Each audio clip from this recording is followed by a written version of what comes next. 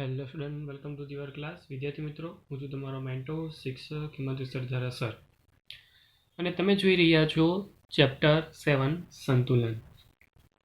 વિદ્યાર્થી મિત્રો, આપણે એસિડ બેઝ અને ક્ષારને સમજીએ છીએ, તેની ડેફિનેશનો સમજ્યા, અને એ ડેફિનેશનો યુઝ કરીને આજનો ટોપિક રહેશે, એટલે કે એસિડ અને બેઝના આયનીકરણનો ટોપિક રહેશે. એસિડ અને બેઝનું આયનીકરણ એ કદાચ તમારા માટે નવું છે જ નહીં, કેમ કે આપણે જે પણ બાબત ડેફિનેશનોમાં ચર્ચામાં લીધી છે તેના પરથી જ તમે બધી જ વસ્તુ જાણી ચૂક્યા છો. જેમ કે આરએનએસની વાત કરું, લોરી બ્રોન્સ્ટેડની વાત કરું, તો આપણે યોગ્ય રીતે આયનીકરણ કર્યું અને તે દરમિયાન જ આપણે એસિડ બેઝની ચર્ચા કરી ચૂક્યા છીએ. ઓકે, તો જ્યારે પણ આપણે એસિડ બેઝની વાત કરતા હોઈએ તો ફક્ત ડેફિનેશનો યાદ હોય, સંકલ્પના યાદ હોય, એ પછી આરએનએસની હોય, લોરી બોન્સ્ટેડની હોય કે પછી લુઈસની હોય, જેનો કોન્સેપ્ટ તમને યાદ હોવો જોઈએ. જો આરએનએસ હતા તેણે શું કહ્યું, તો કે H+ અને OH- ના સંદર્ભમાં વાત કરી. બ્રોન્સ્ટેડ લોરીએ શું કહ્યું, તો H+ ના સંદર્ભમાં વાત કરી. H+ દાન થાય, H+ મેળવે. અને ત્રીજા સાયન્ટિસ્ટ એટલે કે લુઈસ, તો સાયન્ટિસ્ટ લુઈસ એવું કહેતા હતા કે ઇલેક્ટ્રોન ફિઝિસ યુગ્મનું સ્વીકાર કરવું અથવા તો ઇલેક્ટ્રોન ફિઝિસ યુગ્મનું મેળવવું, દાન કરવું. મતલબ કોન્સેપ્ટ વાઇઝ ત્રણે અલગ અલગ છે, તો ત્રણે અલગ અલગ કોન્સેપ્ટ વાઇઝ યાદ રાખવાના છે તમારે. ચાલો સમજીએ. તો અલગ અલગ તમારી પાસે જ્યારે પણ થિયરી આવી છે ત્યારે આયનીકરણની વાત થાય છે, તો આયનીકરણ જે છે તે જલીય માધ્યમમાં થાય, અને તમે બધાને યાદ હોવું જોઈએ કે જલીય માધ્યમ આવે એટલે આરએનએસને આપણે યાદ કરવા જોઈએ, એ જરૂરી છે. તમારી પાસે અમુક પ્રકારના પ્રબળ એસિડની વાત કરું, અને એ પ્રબળ એસિડ યોગ્ય રીતે લખું તો પહેલાં આવે છે HClO4, જેને કહેવામાં આવે છે પરક્લોરિક એસિડ. તમને જો નામ નથી આવડતા તો લખતા જજો. ત્યારબાદ આવે છે HCl, હાઇડ્રોક્લોરિક એસિડ. ત્યારબાદ HBr, આ છે હાઇડ્રોબ્રોમિક એસિડ. એવી જ રીતે HI, તેને કહેવામાં આવે છે હાઇડ્રોઆયોડિક એસિડ. એવી જ રીતે HNO3 રહેશે, HNO3 એટલે કે નાઇટ્રિક એસિડ. અને એવી જ રીતે H2SO4 રહેશે, H2SO4 એટલે સલ્ફ્યુરિક એસિડ.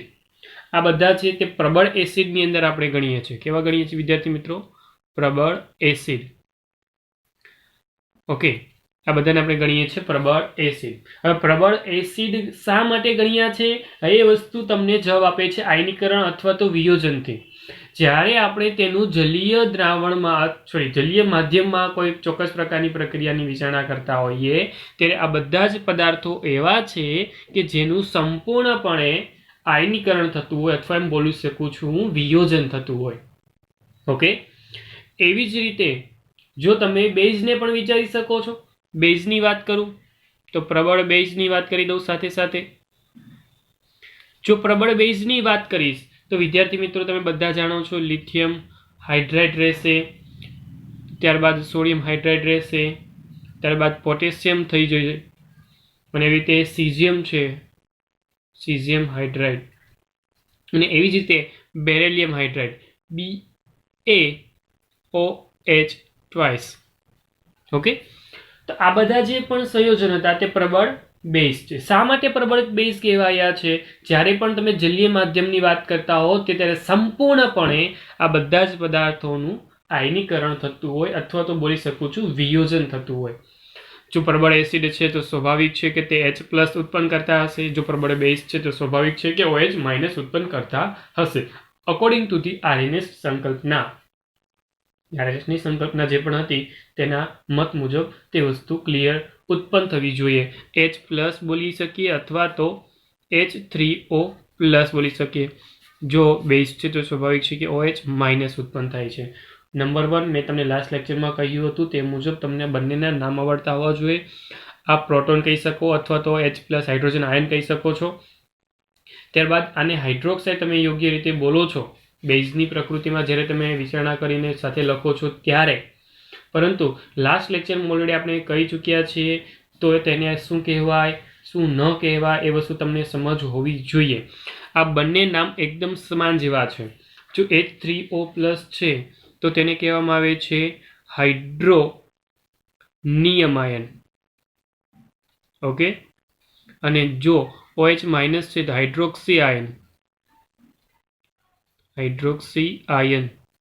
તો વિદ્યાર્થી મિત્રો પ્લીઝ નમ્ર રિક્વેસ્ટ છે કે આ બેને નોટ ડાઉન કરી લેવાનું ફરી એકવાર, અને જેમાં ભૂલ ન થાય તેની પણ આપણે ખાસ કાળજી રાખવાની છે. આ તો આપણે આરએનએસના અકોર્ડિંગ વાત કરી. જો હું લોરી બ્રોન્સ્ટેડને યાદ કરું અને બ્રોન્સ્ટેડ લોરીના મત મુજબ આપણે કોન્સેપ્ટ યાદ કરવો પડે પ્રોટોનના સંદર્ભમાં છે. પ્રોટોન દાન કરી શકે અથવા તો પ્રોટોન મેળવી શકે. તો સ્વાભાવિક છે કે એસિડ એટલે એવો પદાર્થ કહી શકાય કે જે સામાન્ય રીતે તમને ડેફિનેશન યાદ હોવી જોઈએ, મારા પર આધાર રાખવાનો જ નહીં. ઓકે, ડેફિનેશન તમને યાદ હોવી જોઈએ. એસિડ એટલે પ્રોટોન દાતા, એટલે આ બધા પદાર્થ પ્રોટોન દાતા હોવા જોઈએ, એટલે કે પ્રોટોન દાન કરતા હોવા જોઈએ. અને બેઝ એટલે એવા પદાર્થ જેને આપણે કહીએ છીએ પ્રોટોન ગ્રાહી. પ્રોટોન ગ્રાહી. અને સામાન્ય રીતે જો આરએનએસની વાત કરી છે તો સ્વાભાવિક છે કે આ બધી વસ્તુ આપણે લખી છે, પરંતુ જો તમે બ્રોન્સ્ટેડ લોરીની વાત કરો છો તો સ્વાભાવિક છે કે આપણે તેને સમજવા માટે આવી રીતે એક્ઝામ્પલ લેતા હતા. યાદ તો છે ને, આ એસિડ અને આ બેઝના સ્વરૂપમાં આપણે પ્રકૃતિ વિચારતા હતા. હવે યોગ્ય રીતે પ્રોટોન દાતા અને જો બેઝ હોય તો પ્રોટોન ગ્રાહી, આ પ્રકૃતિને આપણે ત્યાં સમજી ચૂક્યા છીએ. ડેફિનેશન વાઇઝ જો હું તમને ફરી એકવાર એક સમીકરણ લખીને બતાવી દઉં તો સમીકરણ કંઈક આ રીતે હું તમને દર્શાવી શકું છું કે તમારી પાસે એસિડ છે, તો આ એસિડ એ H2O સાથેનું તેનું જલીય દ્રાવણ બનતું હોય તો સ્વાભાવિક છે કે તે H3O પ્લસ એકવીએસમાં અને સાથે સાથે A- એકવીએસમાં ઉત્પન્ન કરતું હોય છે. પરંતુ અહીં વસ્તુ યાદ રાખવાની એ વસ્તુ હતી કે જો આ એસિડ છે તો આ બેઝની પ્રકૃતિમાં હોય છે. પાણી જે છે તે કેવું થઈ જાય છે? બેઝ થઈ જાય છે. આ વસ્તુ પણ આપણે યોગ્ય રીતે લાસ્ટ ટાઈમ સમજ્યા છે. પાણી જે છે જો આ એસિડ હશે તો આ બેઝ થઈ જશે, મતલબ પાણી બેઝ થઈ ગયો અહીંયા.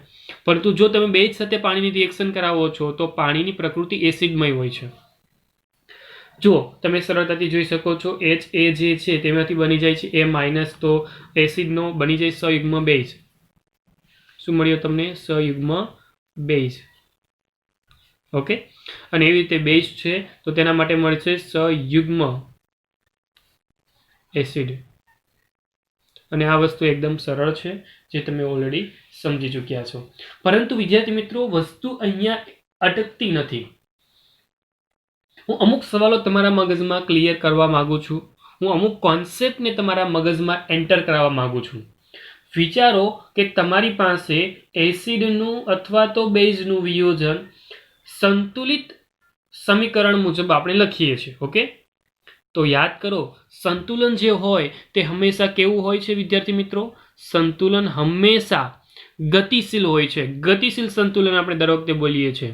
યાદ તો છે ને ગતિશીલ સંતુલન? કે આગળનું બધું ભૂલાઈ ગયું છે? યાદ હોવું જોઈએ. જો યાદ હોય તો તમને ફરી એકવાર હું એ જ વસ્તુ કહીશ કે ગતિશીલ સંતુલન છે જેમાં પ્રોટોનની હેરફેર પુરોગામી અથવા તો પ્રતિગામી હોઈ શકે. ઓકે ને? એટલે કોઈનો રેશિયો વધુ ને કોઈનો રેશિયો ઓછો તો તે મુજબ તમારી દિશા નક્કી થતી હોય. પરંતુ પુરોગામી અથવા તો પ્રતિગામી રીતે જો દિશા નક્કી થતી હોય તો હવે આપણે સવાલ એ ઊભો થઈ જાય છે કે સમય જતા એ પુરોગામી દિશામાં આગળ વધે છે કે પ્રતિગામી દિશામાં આગળ વધે છે? પ્રોટોન તો સ્વાભાવિક છે કે H+ નું જ કામ છે. યસ, જોઈ શકાય છે H+ નું કામ છે. ઓકે, પરંતુ એ ફ્લો કઈ દિશાનો છે? પુરોગામીનો છે કે પછી પ્રતિગામીનો છે? એ વસ્તુ અહીંયા પ્રશ્નાચિહ્ન લાગી જાય છે. આ વસ્તુ એ સમજવાની છે કે ગતિશીલ સંતુલન હોય તો સમય પસાર થવાની સાથે દિશા કઈ છે? નંબર 1 આપણો પહેલો સવાલ આ થઈ ગયો. અને જો દિશા નક્કી થાય છે સંતુલન રચાવવા માટે, તો એ રચાવવા માટે કઈ વસ્તુ જવાબદાર છે? કયું પરિબળ એવું છે કે જે આપણા માટે તે દિશા નક્કી કરે છે? વિદ્યાર્થી મિત્રો, કદાચ તમને ઉપરથી જતું હશે, પરંતુ લોજિકલી રીતે જો તમને એક્ઝામ્પલ આપીને હું તમને સમજાવું થોડુંક એવું કે જેને કારણે તમે સમજી જશો. પરંતુ એટલી વસ્તુ યાદ રાખો કે જો તમારી પાસે લાસ્ટ લેક્ચરમાં આપણે સમજ્યા તે રીતે કહી શકું, અથવા તો અત્યારે મેં એક્ઝામ્પલ બતાવ્યું તે રીતે પણ તમને બતાવી શકું કે જો તમારી પાસે યોગ્ય રીતે એસિડ છે, તેની પ્રક્રિયા તમે પાણી સાથે કરાવો છો તો સ્વાભાવિક છે કે એસિડને સંયુગ્મ બેઝ મળવાનો છે. એસિડને સંયુગ્મ બેઝ મળવાનો છે અને એવી જ રીતે બેઝને સંયુગ્મ એસિડ મળવાનો છે. આ વસ્તુ નક્કી છે. એટલા માટે આપણે સિમ્પલ ભાષામાં કહેતા હોઈએ છીએ કે જ્યારે કોઈ HA કોઈ એસિડ છે અને H3O પ્લસ ને ઉપરના એસિડ વિયોજન સંતુલન નિર્દેશિત કરી શકાય છે તે વસ્તુ આપણે ધ્યાનમાં લઈ જવાનું છે. મતલબ HA અને H3O પ્લસ પણ સંતુલનમાં એન્ટર થયેલા છે, જેવી જ રીતે A માઇનસ છે. વસ્તુ વધુ કોમ્પ્લિકેટેડ નથી બનાવવા માંગતો હું સિમ્પલ વર્ડ્સમાં જ કહેવા માંગુ છું કે જો તમારી પાસે HA, ફરી એકવાર બોલું છું, જો તમારી પાસે HA એટલે કે એસિડમય ભાગમાં છે તે પદાર્થ અને H3O પ્લસ જે પણ એસિડ છે, જો દ્રાવણમાં એસિડ બે પ્રકૃતિને આધારે છે, એક પ્રક્રિયકને આધારે છે, એક નિપજને આધારે છે, તો હંમેશા શું યાદ રાખવાનું છે? હંમેશા એ વસ્તુ યાદ રાખવાની છે કે જો દ્રાવણમાં બે એસિડ હોય તો એસિડ જે છે એ ક્યાં તો પ્રબળ હશે ને ક્યાં તો નિર્બળ હશે. બે પ્રકૃતિના એસિડ હોઈ શકે છે, બંને પ્રબળ હોય અથવા તો બંને નિર્બળ હોય પોસિબલ નથી. જો એસિડ કાં તો પ્રબળ હશે ને ક્યાં તો નિર્બળ હશે ને અહીંયા તમારી પાસે જો એસિડની વાત કરું તો સ્વાભાવિક છે આપણે બોલી શકીએ, જણાવી શકીએ કે તમારી પાસે જે HA છે તે પ્રબળ છે. ઓકે, તો હંમેશા યાદ શું રાખવાનું છે? હંમેશા વસ્તુ એ જ યાદ રાખવાની છે કે જો તમારી પાસે પ્રબળ એસિડ જે હોય તે જ હંમેશા પ્રોટોનનું દાન કરશે. જો પ્રોટોનનું દાન પ્રક્રિયક તરફથી થતું હોય તો દિશા તમારી થઈ જશે HA થી A માઇનસ તરફની. ધેટ મીન્સ હંમેશા પ્રબળથી નિર્બળ તરફની દિશા થાય. સર કેમ પ્રબળથી નિર્બળ તરફની? હંમેશા યાદ કરો, મેં આને પ્રબળ કહ્યો છે તો આ જે ભાગ તૈયાર થતો હોય તે કેવો તૈયાર થાય? નિર્બળ પ્રકારનો. યાદ કરજો વસ્તુને કે જ્યારે પણ પ્રક્રિયા આપણે વિચારીએ છીએ તો પ્રક્રિયામાં ફક્ત આટલી વસ્તુ ધ્યાનમાં લેવાની છે કે હંમેશા પ્રબળથી નિર્બળ તરફની ગતિ થાય. આપણે શું આગળ સમજી ચૂક્યા છે, જો તમારી પાસે પ્રક્રિયક એટલો બધો વધુ છે, આ પ્રક્રિયક છે, નિપજ એટલી છે, તો આપણે લસ એટેલિસનો નિયમ શું કહે કે પ્રક્રિયક ત્યાં સુધી આગળ પ્રક્રિયા કરી શકશે જ્યાં સુધી તે બંને સમાન ન થઈ જાય. આ વસ્તુ આપણે લસ એટેલિસના સિદ્ધાંત મુજબ સમજ્યા. ઓકે, બસ આના જેવી જ વસ્તુ છે તે. બંનેની સાંદ્રતા અથવા તો બંનેની પ્રબળતા સમાન ન થાય ત્યાં સુધી એ H પ્લસ ડોનેટ કરશે. પરંતુ યાદ રહે એવું વસ્તુ રાખવાનું છે કે જો તમારી પાસે H2O છે તો સ્વાભાવિક છે H પ્લસ મેળવી લે છે. શા માટે મેળવે છે? કેમ કે એક દાન કરે છે. અને એ શા માટે દાન કરે છે? કેમ કે તે પ્રબળ છે. તો હંમેશા એટલી વસ્તુ યાદ રાખજો કે જે પ્રબળ છે એ એસિડ હોય કે પછી બેઝ હોય, ઇટ ડઝન્ટ મેટર, પરંતુ જે પ્રબળ છે તે હંમેશા પ્રોટોન દાન કરશે. ઓકે, હવે તમે પાછા વિચારશો કે સર અહીં એસિડ છે એટલે પ્રબળ છે ને એ હંમેશા દાન કરશે. ના, એવું નથી. પ્રબળ બેઝની વાત કરું તો પણ એ જ વસ્તુ તમે વિચારી શકો છો. ઓકે, સમજી શકો છો, વિચારી શકો છો, એમાં કોઈ નવું નથી. ઓકે, ચાલો તો ફરી એકવાર સિમ્પલ શબ્દમાં હું તમારા વિધાનને લખી દઉં છું. પહેલું વિધાન મારું એ જ રહેશે જે તમારા મનમાં હાઇલાઇટ થવું જોઈએ, અને એ વિધાન એવું છે કે પ્રબળ એસિડ અથવા તો બેઝ, એસિડ હોઈ શકે છે અથવા તો બેઝ હોઈ શકે, જે પ્રબળ હોય તેની વાત થશે. એસિડ કે બેઝને પ્રોટોનનું દાન કરવું એ સરળતાથી થવાની ક્રિયા છે. મતલબમાં પ્રોટોન દાન કરવાની ક્રિયા જ હંમેશા કોણ કરશે? પ્રબળ એસિડ, પ્રબળ બેઝ. ઓકે, પ્રબળ એસિડ અને પ્રબળ બેઝને પ્રોટોનનું દાન કરશે. ફરી એકવાર બોલું છું, પ્રબળ એસિડ પ્રબળ બેઝને પ્રોટોનનું દાન કરશે. ઓકે, એસિડ હોય તે કોને દાન કરી શકે છે? બેઝને. ફરી એકવાર અને લાસ્ટ ટાઈમ બોલું છું, પ્રબળ એસિડ પ્રબળ બેઝને પ્રોટોનનું દાન કરે છે. ક્લિયર? મગજમાં ક્લિયર થવું જોઈએ. મગજમાં ક્લિયર ન થતું હોય તો તમે ફરી એકવાર જે પણ ભાગ સમજાવું છું તેને ખાસ કાળજીપૂર્વક તમારે સમજવું જોઈએ. ઓકે, તમારી પાસે જે વિધાન લખ્યું છે મેં થોડુંક અટપટી રીતે લખ્યું છે, સમજી જવાનું. ટૂંકી રીતે લખ્યું છે, કદાચ ન સમજાય તો એનસીઈઆરટી ટેક્સ્ટબુકમાં લખેલા વિધાનો તમે યુઝ કરી શકો છો. હવે જો પ્રબળ એસિડ પાણીમાં સંપૂર્ણ રીતે વિયોજન છે અને પરિણામે શું થાય કે બેઝ કેવો બને, વધુ નિર્બળ બને. જો બેઝ બનતો હોય તો સ્વાભાવિક છે કે વધુ નિર્બળ બનવાનો છે. આ A- એ વધુ નિર્બળ બનશે કેમ કે આ પ્રબળ છે. Okay, done. ચાલો, અને એટલે જ આપણે કહીએ છીએ કે પ્રબળ એસિડને વધુ નબળા સંયુગ્મ બેઝ હોય છે, જે લાસ્ટ લેક્ચરમાં આપણે સમજી ચૂક્યા છીએ.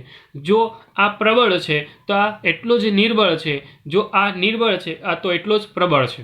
બંને રીતે તમે વિચારી શકો છો. ક્લિયર? ડન. ચાલો, હું એવી રીતે આમાં જ વાત કરી દઉં ડાયરેક્ટ સીધું. જો તમારી પાસે પ્રબળ એસિડ છે અને પ્રબળ બેઝ પણ છે. ઓકે, તો હું આ પ્રબળ એસિડ અને પ્રબળ બેઝને ધ્યાનમાં લઈને તેમના સંયુગ્મ એસિડ છે તો સંયુગ્મ બેઝ મળશે, બેઝ છે તો સંયુગ્મ એસિડ મળશે. ક્લિયર? ફરી એકવાર, પ્રબળ એસિડ છે તો મળશે સંયુગ્મ બેઝ, અને જો બેઝ છે તો મળશે સંયુગ્મ એસિડ. ક્લિયર? ચાલો, તો લખી દઉં. જો HClO4 તો આના માટે મળશે ClO4 માઇનસ. શું કેમ? H પ્લસ નું દાન કરશે ને, H પ્લસ દાન કરે ધેટ મીન એસિડ. થઈ ગયું દાન. ચલો, Cl minus, Br minus, I minus, NO3 minus, HSO4. સમજો અહીંયા HSO4 માઇનસ. ફરી એકવાર વિયોજન થતું હોય તો, સેકન્ડ વિયોજન જો થતું હોય તો ફરી એકવાર હાઇડ્રોજન દૂર થઈ શકે છે, નો ડાઉટ. એવી રીતે તમે અહીંયા બનાવી શકો છો. જાતે બનાવવું ટ્રાય કરો કે તેની અંદર સંયુગ્મ એસિડ કયો હશે. શું કરશે? H પ્લસ મુક્ત કરશે. વિદ્યાર્થી મિત્રો, તો ભૂલમાંથી પણ એ ટ્રાય ન કરતા, કેમ કે જો તમે ટ્રાય કરશો તો તમને તમારો જવાબ તમે સેટિસ્ફાઈ નથી તેવી રીતે તમે વિચારશો. નો ડાઉટ વિચારશો તમે એવું, એટલા માટે ટ્રાય ન કરતા. શું કામ ના પાડું છું? તમને સમજ પડી જવી જોઈએ, કેમ કે આ આર્યનેસના મત મુજબ છે. પ્રોટોનવાળો જે પણ કોન્સેપ્ટ છે એ લોરી બ્રોન્સ્ટેડનો છે. ઓકે, તો ટ્રાય ન કરતા, કેમ કે કદાચ આ વસ્તુ ટ્રાય કર્યા પછી પણ તમને યોગ્ય નહીં લાગે. પરંતુ તમે લખી શકો છો સંયુગ્મ એસિડ, તેના યોગ્ય રીતે લખી શકો છો, નો ડાઉટ. ચાલો, પરંતુ કોન્સેપ્ટ વાઇઝ આપણે બધી વસ્તુ સમજીએ છીએ તો એકને એક વસ્તુ આવીને ઊભી રહી જાય છે, તેની ડેફિનેશનો. જો ડેફિનેશન આવડી જાય તો તમને બધું કામકાજ સરળતાથી સમજાય છે, પરંતુ ડેફિનેશનો યોગ્ય રીતે તમને આવડતી હોવી જોઈએ. હવે તમે પ્રબળ એસિડની વાત કરી તો નિર્બળ એસિડની પણ વાત કરું. નિર્બળ એસિડ, જો નિર્બળ એસિડની વાત કરીશ ને તો અલગ અલગ એસિડ મારી પાસે 3 છે, તે હું 3 લખું છું. જો જેમ કે HNO2, એવી રીતે HF અને CH3COOH. એક કાર્બનિક વાળો લીધો અને 2 ખનિજ પ્રકારના લીધા. અને જો તેનો હું સંયુગ્મ બેઝ તૈયાર કરવા જાઉં તો આના માટે બને F માઇનસ. ઓકે, આના માટે બને NO2 માઇનસ, અને એવી જ રીતે આના માટે બને CH3COO માઇનસ. એટલે વસ્તુ ક્લિયર, તમને સમજ હોવી જોઈએ. સંયુગ્મ એસિડ, સંયુગ્મ બેઝ શું છે તે, આ વસ્તુ યોગ્ય છે, નોર્મલ છે, તમને આવડતું હોવું જોઈએ. ચાલો, પરંતુ ફરી એકવાર આગળ વધતા એટલું નોંધનીય છે કે નિર્બળ એસિડને ઘણા પ્રબળ સંયુગ્મ બેઝ હોઈ શકે છે. ફરી એકવાર બોલું છું, નિર્બળ એસિડને ઘણા બધા સંયુગ્મ બેઝ હોવા જોઈએ. સમજ પડી ગઈ? જેમ કે તમારી પાસે અહીંયા અલગ અલગ NH2 માઇનસ છે, ત્યારબાદ O2 માઇનસ છે, અથવા તો H માઇનસ. આ બધા છે ને તે પણ પ્રબળ પ્રોટોન ગ્રાહી છે. પ્રોટોનગ્રાહી એટલે પાણી કરતાં વધારે પ્રબળ બેઝ તરીકેની ભૂમિકા થઈ. ઓકે, એટલે જે વસ્તુ કહેવા માંગુ છું એમાં ફરી એકવાર નોટ ડાઉન કરવા જેવી બાબત એવી હતી કે નિર્બળ એસિડ ને ઘણા પ્રબળ સંયુગ્મ બેઝ હોય છે. મતલબ તમે ફક્ત આટલું વિચારીને ઊભા રહી જાવ તો જરૂરી નથી કેટલુંક જ હોય. ફરી એકવાર ફર્ધર આયનીકરણ થઈને એનો આગળનો ભાગ તમને પોસિબલ થતો હોય તો મળી શકે છે, અને તે નીચેનામાંથી પણ હોઈ શકે છે, નો ડાઉટ. એ તમને એક્ઝામ્પલના ભાગ સ્વરૂપે મેં તમને આ લખીને બતાવ્યા છે. ઉપરના 3માંથી મળતા હોય તેવું જરૂરી નથી. ઓકે, અને તમે સાથે સાથે પાણીનું આયનીકરણ તમે વિચારી શકો છો, કેમ કે બહુ બધી વાત આપણે ઓલરેડી કરી ચૂક્યા છીએ. યસ, તમને એક એક્ઝામ્પલ બતાવી દઉં કે જેમાં કાર્બનિક પદાર્થોનો યુઝ થતો હોય. જો કાર્બનિક પદાર્થોની ખાસ કરીને વાત કરું, જેમાં આપણે ઇન્ડિકેટરનો યુઝ કરીએ છીએ, મતલબમાં સૂચક યુઝ કરીએ કે જેને કારણે તમે લેબમાં જો વસ્તુ કરશો તો લેબમાં પણ તમને આ વસ્તુ સારી રીતે તમને જોવા મળશે. કદાચ આ બંને પદાર્થ તમારા લેબમાં હોય અથવા તો કોઈ એક પદાર્થ જે લેબમાં હોય તમે યુઝ કરીને તમારા પ્રયોગને અંજામ આપી શકો છો. બે નામ તમારી સાપેક્ષ મેં લખ્યા છે, ફિનોલ્ફથેલિન અથવા બીજું લખ્યું છે બ્રોમોથાઇમોલ બ્લુ.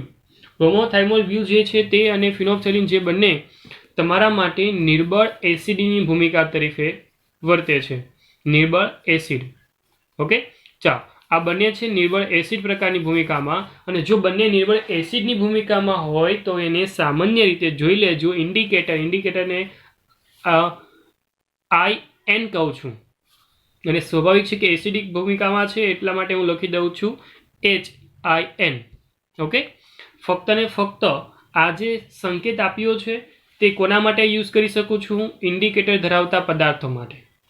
અને તમારી પાસે IN ઇન્ડિકેટર માટે છે. ઇન્ડિકેટરને આપણે ઇંગ્લિશમાં લખીએ એટલે એ મુજબ સ્પેલિંગ સ્ટાર્ટ થાય છે, માટે IN લખાય છે, પરંતુ એસિડિક ભૂમિકામાં છે એટલે આ H, મતલબ આખું સમીકરણ આવી રીતે કાંઈક લખી શકાય છે. અને જો તેનું સંયુગ્મ બેઝની વાત કરીશ તો સ્વાભાવિક છે કે H દૂર થઈ જાય, IN માઇનસ થઈ જશે. ઓકે, તો થશે શું? આ પ્રક્રિયા લખવામાં હું આ યુઝ કરીશ એટલા માટે મેં તમને ઇન્ટ્રોડ્યુસ કર્યા. સમજો તમારી પાસે છે ફિનોલ્ફથેલિન, અને એ ફિનોલ્ફથેલિન કે જે એસિડિક સૂચક છે કે જેની પાસે એક ચોક્કસ પ્રકારનો કલર છે, એટલે કોઈ કલર એ પ્રકારનો છે. કયો કલર છે? કોઈ એ. જે તમે લેબમાં જશો અને લેબમાં તમે કલર જોશો એટલે તમને સમજ પડી જશે. પ્લસ H2O સાથે હું રિએક્શન કરાવી દઉં છું, જલીય દ્રાવણ બનાવું છું વિદ્યાર્થી મિત્રો, જલીય દ્રાવણ. તો H3O પ્લસ એક્વિયસ બનશે, સાથે સાથે બનશે IN minus aqueous. That means કે H3O પ્લસ જે છે તે સયુગ્મ એસિડ છે, અને એવી જ રીતે IN માઇનસ જે છે તે IN માંથી જે પણ H છે દૂર થઈને બનેલો છે, તો સયુગ્મ બેઝ તૈયાર થયો. હવે સંયુગ્મ બેઝ જે છે ને તેનો રંગ પહેલા કરતા બદલાય. પહેલો રંગ કેવો હતો? A, પરંતુ અહીંયા રંગ થઈ ગયો હશે B. ધેટ મીન્સ કે તમારી પાસે જે રંગ હતો એ ફિનોલ્ફથેલિનનો રંગ હતો, પરંતુ જ્યારે તે ફિનોલ્ફથેલિનમાંથી ફક્ત ને ફક્ત તેની એસિડિક પ્રકૃતિ દૂર થવાને કારણે અથવા તો H પ્લસ જે છે H પ્લસ દૂર થવાને કારણે તમારી પાસે જે IN મળે છે તેનો રંગ બદલાઈ ગયેલો જોવા મળે છે.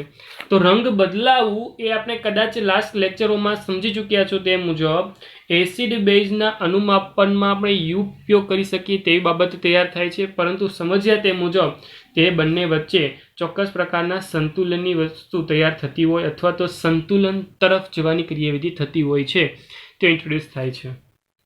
પરંતુ આ બધી વસ્તુ જે છે તે ખાસ કરીને તમારા પ્રેક્ટિકલ બેઝ તમે વિચારણા કરશો અથવા તો તમે પ્રેક્ટિકલ કરશો, એસિડ બેઝ ટાઇટ્રેશન કરશો.